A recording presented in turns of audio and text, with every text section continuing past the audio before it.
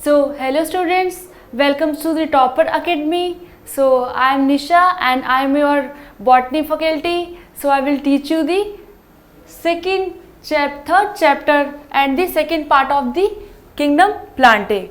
So, in this chapter, we will study about the bryophytes and your pteridophytes. So, in last class, we read about the alga. So, let's start with the bryophytes.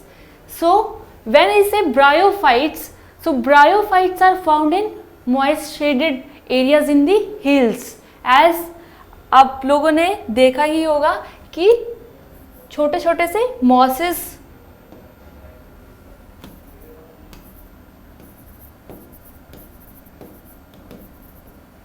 जब भी हम कहीं पहाड़ों में घूमने जाते हैं तो हम कभी भी रॉक पे देख सकते हैं, सरफेस पे लाइक ग्रीन कलर का, उसको हम हिंदी में काई जैसे बोल देते हैं, that is your bryophytes. So and as we already know about that, I already taught you in the last class that bryophytes have the gametophytic dominant phase. So these planta can live in soil but are dependent on water for the reproduction. They usually occur in damp, humid and shaded localities. So they are like amphibians. So they are not true amphibians as we can say, because they need water for their reproduction, and they lack root stem leaves. They do not have root stem leaves, but what kind of structure they have? So they have stem like or leaf like structure that we call it as foot, seta and capsule.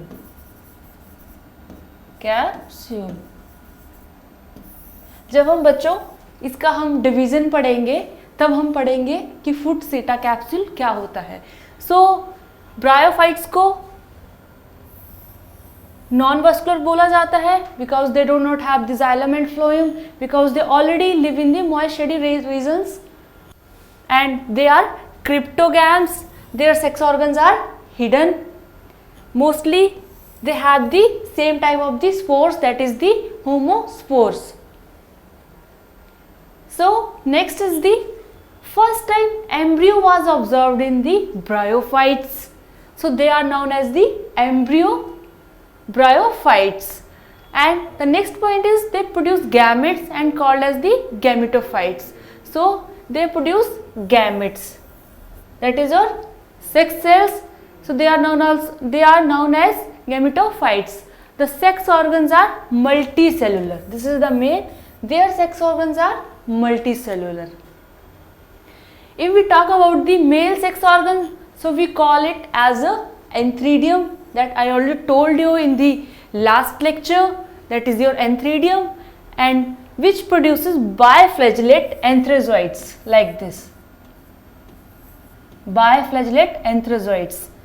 And the female sex organ is called archegonium, that is non-motile and they are single celled. So single egg. An antherozoid fuses with the egg to produce zygote. When your biflagellated antherozoids by transporting itself into a water and reaches into a female archegonium and fertilized and produce your zygote. So बच्चों, bryophytes जो है हमारे दो division में divided होते हैं. सो दो division कौन से होंगे इसमें? Liverworts and your mosses. So हम आगे इनको स्टडी करेंगे फर्दर. सो जब in higher classes bryophytes already classified into 3, but in the NCERT of 11th class they are divided into 2. So we will go with your NCERT. So they are divided into 2, that is your Hepatocopsida, that is known as the liverworts, and next is your the Bryopsida, that is your mosses. So बच्चों इनमें difference क्या है? अगर मैं बात करती हूँ लीवरवर्ट्स की या हिपैटोकॉप्सिडा की, so that is the gametophyte, जो कि इनका डोमिनेंट फेस है, जो हम नॉर्मली देखते हैं। मतलब dominant phase is the longest phase as we see in those plants. So gametophyte क्या होता है? Dorsiventral appressed like this. Root like structure called rhizoids are present. इनके यहाँ राइजोइड्स प्रेजेंट होते हैं, रूट लाइक स्ट्रक्चर, और वो क्या होते हैं? Unicellular, single celled. Example Marchantia and Riccia. So as you can see this structure of the Markensia. So as you can see, this is your rhizoids and the gametophyte is dorsiventrally oppressed, means चपटा हुआ है ये। जब मैं बात करती हूँ Bryopsida की, सो ये क्या है? लीफी ब्रायोफाइट्स हैं, स्पायरली अरेंज्ड लीफ हैं, ऐसे लीफी ब्रायोफाइट्स हैं और स्पायरली अरेंज्ड लीव्स हैं। Gametophyte is upright and cylindrical spirally arranged. So जब इनका गैमेटोफाइट देखा गया तो ऐसे स्पायरली अरेंज था। और राइजोइड्स कैसे थे इनके? Multi cellular. और यहाँ पे कैसे थे? लिवरवर्ट्स में यूनिसेलुलर एंड ब्रायोफाइट्स में they are multi cellular. Example is Funaria, Sphagnum and your Polytrichum. So पहले हम मॉसिस की बात करेंगे, आई मीन मॉसिस ब्रायोप्सिडा की बात करेंगे कि रियल में स्ट्रक्चर दिखता कैसा है उनका। सो मॉसिस स्पोरोफाइट, जो उसका स्पोरोफाइट है, मीन्स उसका जो अदर फेस है, so it is present on the gametophyte. So जो डोमिनेंट फेस गैमेटोफाइट है उसके ऊपर ही स्पोरोफाइट प्रेजेंट होता है। स्पोरोफाइट से क्या होगा? स्पोर्स प्रोड्यूस होंगे। सो it is partially dependent because it can perform photosynthesis. ये जो हमारा स्पोरोफाइट है वो गैमेटोफाइट पे टिका हुआ है ऐसे, बट ये उसके ऊपर फुली डिपेंडेंट नहीं है। क्यों डिपेंडेंट नहीं है? क्योंकि ये अपनी फोटोसिंथेसिस आदि खुद कर लेता है। So as you can see, this is the structure, this is the capsule, this is the seta and these are the leaves that are the spirally arranged. So जहाँ पे हमारी ये leaves दिख रही हैं इनको हम क्या बोलेंगे? Gametophyte. This is your dominant phase। जब इसको रिप्रोडक्शन करनी है, स्पोर्स बनाएगा, स्पोर्स से कैप्सूल से सब मेल एंड फीमेल गैमेट्स बनेंगे। This is your where capsule seta is present, this is your sporophyte. So out of two, which has more advanced sporophyte? So answer will be your mosses. Now let's talk about the reproduction. So no asexual spores, कोई भी asexual spores produce नहीं होंगे. So here asexual reproduction takes place by fragmentation and gamecops. So if it is takes place by fragmentation, so fragmentation में क्या होगा बच्चों? Protonema like structure बनेगा। This is very very important. ये 2023 के NEET examination में भी पूछा गया है कि प्रोटोनीमा किस में बनता है। तो protonema is formed in the your mosses में बनता है, and this is also known as the Bryopsida. And in the case of the liverworts, gemma cup में क्या होता है? एसेक्सुअल वर्ड्स बनते हैं। प्रोटोनीमा कैसे बनेगा? फ्रेगमेंटेशन से। और गैमेकप्स कैसे बनेंगे? एसेक्सुअल बर्डिंग से, जो क्या एसेक्सुअल बर्ड्स हैं। So now let's talk about the liverworts gemma. Liverworts gemma cups जो कि हमारे एसेक्सुअल वर्ड्स हैं। ये हमारा मार्केंशिया है, इसके ऊपर ये सेक्सुअल बर्ड प्रेजेंट है।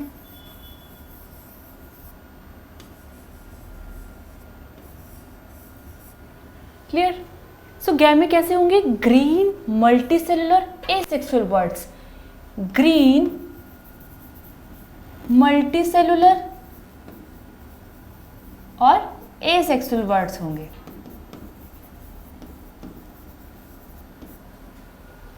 develop in small receptacles called gamma cup. ये किसके अंदर प्रोड्यूस होंगे? गैमा कप्स के अंदर प्रोड्यूस होंगे, located on the thalli, that is your thallus. And gemma cup become detached from the parent body and germinate into a new individual. जब ये mature हो जाएंगे तो ये अपने पेरेंट से अलग हो जाएंगे और नया इंडिविजुअल फॉर्म कर लेंगे. So this is about the game. Now when we talk about the protonema in Bryopsida, and it is also formed by the fragmentation, as we read in the last slides. So ये आपके NCERT है. तो NCERT क्या कहती है? The predominant stage of life cycle of mosses is gametophyte. As I already told you, the predominant stage of the life cycle of the mosses is gametophyte, which consists two stages. The first stage is your protonema stage, which develops directly from a spores. So spore होगा, spore से क्या बनेगा? Protonema. That is your primary protonema. It is creeping, green and branched and frequently filamentous stage. So ये कैसे stage होगी? Green, creeping green, yes, and branched filamentous stage.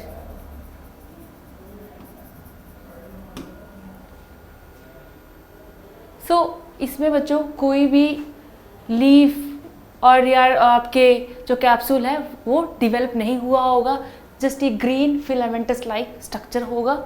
So the second stage is called as leafy stage. जो हमारे जो second stage बनेगी primary protonema के बाद, वो क्या कहेगी? Leafy stage, which develop from the secondary protonema as a lateral bud. So इसके बाद क्या होगा? सेकेंडरी प्रोटोनीमा में डिवेल्प होगा. सेकेंडरी प्रोटोनीमा से होने के बाद क्या बनेगी? हमारी leafy stage. So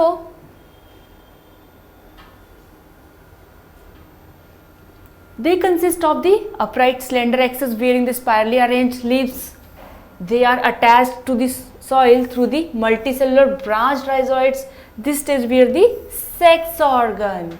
So after formation of the primary and secondary give rise to the your leafy stage that bears your sex organs. No protonema bears the sex organs. Who bears the sex organs? Your leafy stage. So as you saw here, yes. So this is the leaf. This is the your leafy stage. Leafy stage formed from secondary protonema. Clear बच्चों? चलो चलिए हम आगे बढ़ते हैं.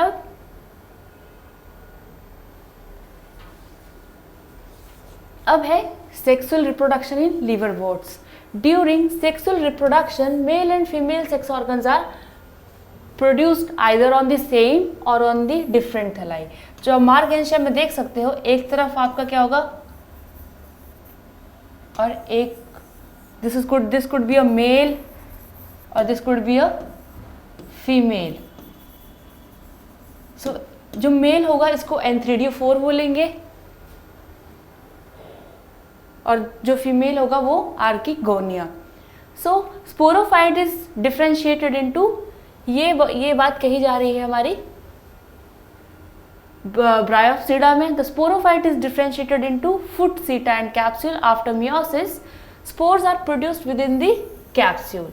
So ये जो first हमारा लाइन है ये क्या कहता है कि सेक्सुअल रिप्रोडक्शन जो हमारे Bryopsida है, जो हमारे लीवर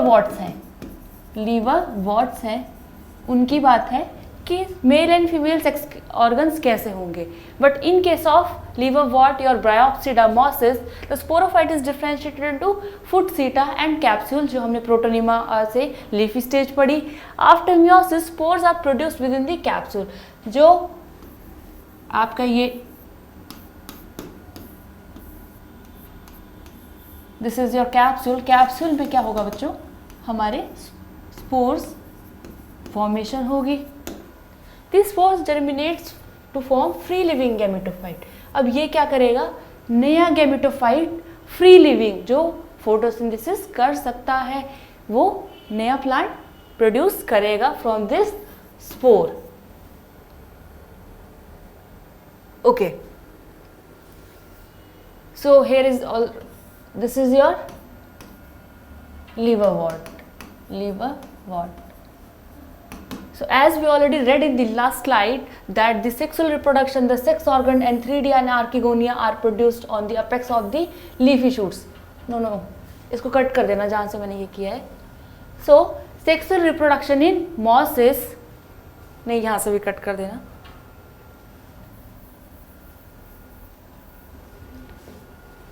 So बच्चों, so sexual reproduction in mosses. In sexual reproduction, the sex organs Antheridia and Archegonia are produced at the apex of the leafy shoots.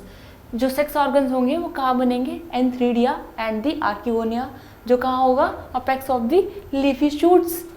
After fertilization, zygotes develop into sporophyte consisting of the foot seta and your capsule.